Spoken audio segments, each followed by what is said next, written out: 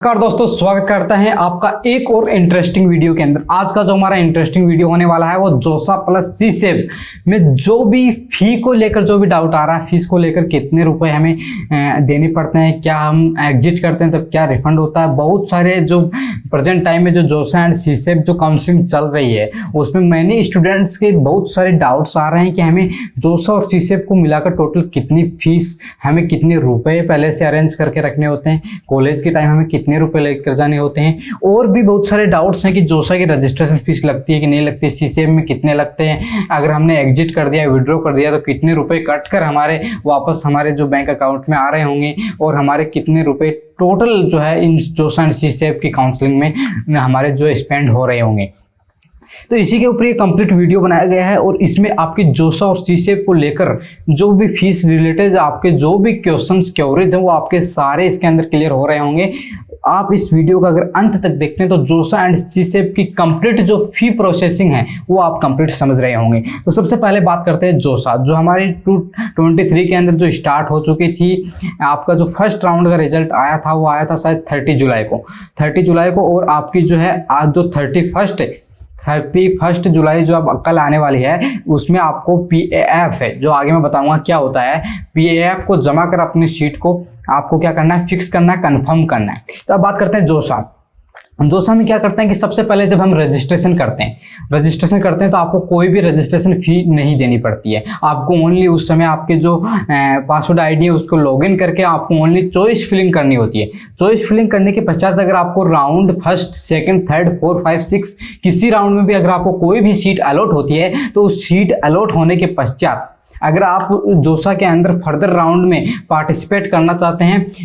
तो आपको seat acceptance fees देनी पड़ती है, SAF आपको देना पड़ता है। उसके बाद ही आप आगे के जोसा के आगे के राउंड में बैठ सकते हैं, और आपने जो अपनी विलिंगनेस जो आपने चूज की है, फ्रीज, फ्लोट, स्लाइड जो भी चूज किया है उसके बेसिस पर आपका जो नेक्स्ट रिजल्ट है वो आ रहा होता है। तो अब बात करें कि आपकी जोसा की रजिस्ट्रेशन फीस नहीं लगती है, आपको चॉइस फिल करनी पड़ती है। जैसे ही आपको फर्स्ट सीट का अलॉट होता है तो आपको सीट एक्सेप्टेंस फीस देनी पड़ती है। अब मैं बता देता हूँ कि वो आपकी सीट एक्सेप्टेंस फीस कितनी होती है, कि उस सीट को हमने पक्का कर लिया, हमने उसको कंफर्म कर दिया, अब हम आगे के राउंड में जाना चाहते हैं तब आपको SAF देना ही होगा। बात करें कि जो ओपन कैटेगरी है, OBC कैटेगरी है, EWS कैटेगरी है, जनरल EWS है, उसके लिए जो आपके SAF जो है सीट एक्सेप्टेंस जो फीस है वो 40,000 है। और आपकी बात करें SC, ST और PW जो कैंडिडेट है उनके लिए जो SAF है सीट एक्सेप्टेंस जो फीस है वो 20,000 रुपीज़ है, 20,000 रुपये हैं। अब बात करें कि 40,000 और 20,000 किस प्रकार से डिवाइड होते हैं, कि आपको स्टार्टिंग में आपके जोसा के कोई रजिस्ट्रेशन या प्रोसेस चार्ज आपसे नहीं लिया गया था। अब जो 40,000 आपको लिए गए हैं और जो आपको 20,000 लिए गए हैं उनमें से जो 4,000 रुपीज़ है वो जोसा के प्रोसेसिंग फीस के कट जाएंगे, और जो 36,000 है जो आपको कॉलेज मिली है, जो सीट मिली है जिस कॉलेज में, उसके पास आपको भेज दिए जाएंगे। जो आपके 36,000 और SC ST वालों के जो 16,000 जो रुपीज़ हैं वो कॉलेज के पास चले जाते हैं। चलो, अब आपने राउंड में किसी भी राउंड में आपको सीट मिली, आपने एक्सेप्ट किए, उसके 40,000 और SC ST वाले आपके 20,000 आपने जमा कर दिए, तो आप फर्दर राउंड के लिए आप एलिजिबल होंगे। अब मान लीजिएगा आपके आफ्टर जो 6 राउंड है वो आपका फाइनल राउंड होता है। फाइनल राउंड में आपको कोई भी कॉलेज, किसी ब्रांच मिली, अगर आप उस कॉलेज में जाना चाहते हैं और आप अगर उस आप कॉलेज से 100% सेटिस्फाई हैं, आपको उसी कॉलेज में जाना है या आगे फर्दर सीसेब में भी आपको अपीयर होना है, तो आपको PAF पार्शियल एडमिशन फीस जमा करनी होती है। अगर आप 6 राउंड के पश्चात अगर आप पार्शियल एडमिशन फीस जमा नहीं करते हैं तो वो आपकी सीट कैंसिल हो जाती है। सीसेब में तो आप बैठ सकते हैं, लेकिन आपकी जो जोसा में मिली सीट जो है वो आपकी सेव नहीं रहेगी, वो ऑटोमेटिक कैंसिल हो जाएगी अगर आप PAF को जमा नहीं करेंगे, पार्शियल एडमिशन फी। अब बात करते हैं कि हमारी पार्शियल एडमिशन फी कितनी है।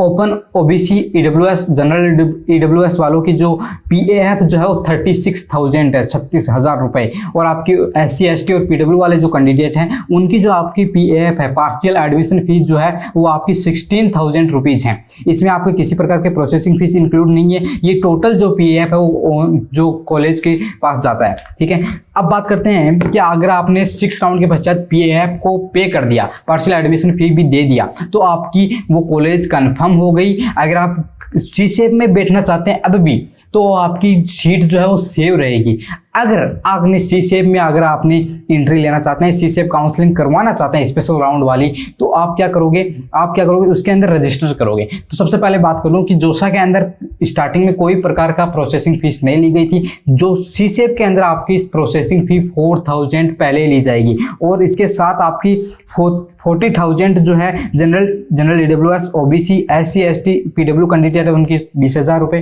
20,000 रुपीज़ आपको देने पड़ेंगे। इट मीन्स अगर आप सी शेप में जाना चाहते हैं, जोसा में आपने PAF को कर दिया है, जो मैंने बताया उतने कर दिए हैं, तो आपकी सीट जोसा वाली कन्फर्म हो गई है। अगर आपको सी शेप में कोई सीट ना मिले तो आपकी जोसा वाली सीट आपकी कन्फर्म रहने वाली है, इसमें आपको कोई डाउट नहीं अगर आपने PAF को पे किया है तो। अगर आपने PAF को पे नहीं किया, सी शेप में भी अगर आपको कोई सीट नहीं मिली तो जोसा वाले सीट के आप हकदार नहीं होंगे।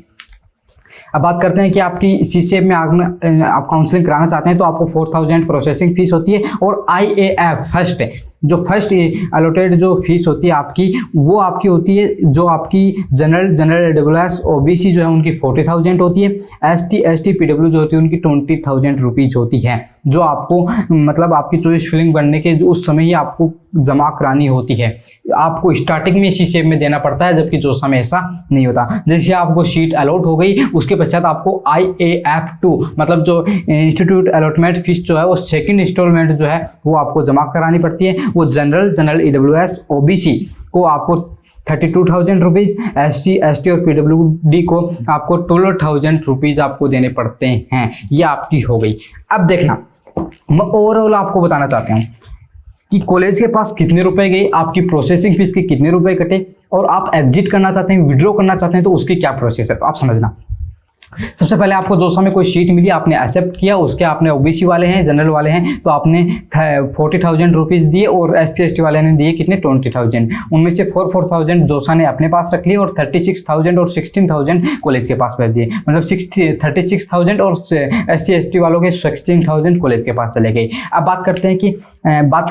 6 राउंड के पश्चात अगर आपने PAF भी पे कर दिया, मतलब OBC जनरल EWS वाले 36,000 और SC ST वाले 16,000, तो आपकी ये हो गई OBC जनरल EWS वालों के हो गए 72,000 रुपये कॉलेज के पास जा चुके हैं और उनमें से जो जोसा की प्रोसेसिंग फीस थी 4,000 वो आपकी कट हो चुकी है और SC ST वालों के आपके 32,000 रुपीज़ कॉलेज के पास अब तक जा चुके हैं, जो आगे आपकी ट्यूशन फीस वगैरह में इंक्लूड कर ली जाएंगी, वो आपसे दोबारा आपको नहीं देने पड़ेंगे। ठीक है,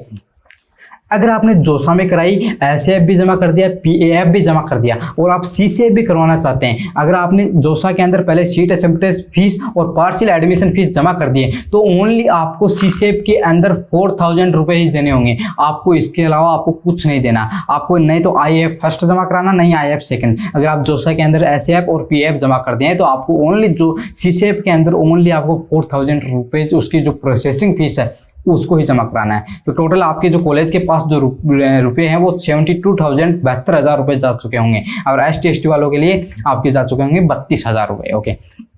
अब मान लीजिएगा कोई स्टूडेंट है जो जोसा में कोई सीट मिल गई लेकिन वो विड्रॉ करना चाहता है, उस जोसा काउंसलिंग से बाहर होना चाहता है, एग्जिट होना चाहता है, तो आपकी जो विड्रॉ जो फीस होती है वो 3,000 होती है और जो प्रोसेसिंग फीस जो होती है 4,000, वो कट कर आपकी 7,000 रुपीज़ कट कर आपकी जो भी आपने 40,000 दिए थे स्टार्टिंग में SAF के बाद ही आप विड्रॉ करते हैं तो आपके 7,000 रुपीज़ कट कर आपके जो 40,000 में से आपके पास अपने बैंक अकाउंट में वापस रिफंड कर दिए जाते हैं। लेकिन आप 6 राउंड के पश्चात अगर आपने PAF भी जमा कर दिया, उसके पश्चात आप एग्जिट मार दे हो, कॉलेज में नहीं जाते हो, तो ये कहीं पे मेंशन नहीं है कि आपकी जो आपकी CCF में भी आप नहीं बैठते हो तो आपको ये कहीं भी मेंशन नहीं है कि आपके जो रुपीज़ है वो रिफंड किए जाएंगे। वो आपको कॉलेज से बात करनी पड़ती है, कई बार रुपीज़ जो वो रिफंड भी नहीं होते हैं भाई साहब। तो ये आप केयरफुली डिसीजन लेने की आपकी ज़रूरत होती है यहाँ पे। अब मान लीजिएगा आपने PAF SAF जमा कर दिया जोसा के अंदर, CCF के फर्स्ट राउंड में अगर आपको कोई सीट मिली और CCF में भी तो आपको क्या करना है, अगर आप CCF के फर्स्ट राउंड के पश्चात अगर आप विड्रॉ करते हैं, एग्जिट होते हैं, CCF से बाहर होते हैं, सराउंडिंग जिसे बोलते हैं, सरेंडर जिसे बोलते हैं, आपको करते हैं, तो उसमें आपको क्या करता है कि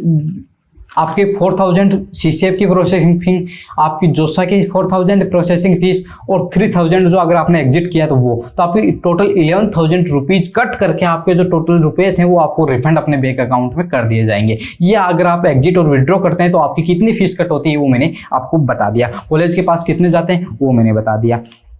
चलो अगर आप बात करते हैं सी शेप के सेकंड राउंड के पश्चात अगर आपने किसी भी रीजन के कारण रिपोर्ट नहीं किया या सीट नहीं ली तो आपके टोटल रुपीज आपके चले जाएंगे, आपको एक भी रुपया रिफंड नहीं होगा। अगर सी शेप के बाद भी अगर आपने उस मिली सीट को छोड़ दिया या एग्जिट कर दिया तो आपको एक भी रुपया रिफंड नहीं होने वाला। इट मीन्स सी शेप का जो सेकंड राउंड होने वाला है वो आपका फाइनल राउंड होगा। उसके अंदर आपको जो भी कॉलेज या ब्रांच मिली वो आपकी फाइनल होगी, उसके अंदर आपको जाना ही होगा। अगर आप नहीं जाओगे तो आपको एक भी रुपया, जितने आपके 80,000 85,000 जितने भी आपके रुपए लगे वो आपके रिफंड नहीं हो रहे होंगे। तो केयरफुली डिसीजन यहाँ पे लेना होता है। आप हर एक प्रोसेस जो फीस जो है डाउट था मैंने आपको कंप्लीट बता दिया। जोसा में कितनी फीस लगती है, प्रोसेसिंग फीस कितनी होती है, कितना कट होता है, विड्रॉ करते हैं तो कितनी फीस लगती है, वो मैंने आपको सभी डाउट क्लियर किया। ओके, इसी प्रकार की वीडियो आपको इस चैनल के ऊपर ऑथेंटिक और एकदम सही इंफॉर्मेशन के साथ मैं लेकर आता हूं। अगर आपको वीडियो थोड़े बहुत भी हेल्प कर रहे हैं तो आप इस चैनल को थोड़ा सपोर्ट मतलब सब्सक्राइब कर आगे जरूर बढ़ जाना। तो मिलेंगे एक और इसी प्रकार के इंटरेस्टिंग वीडियो में, तब तक के लिए थैंक यू, जय हिंद।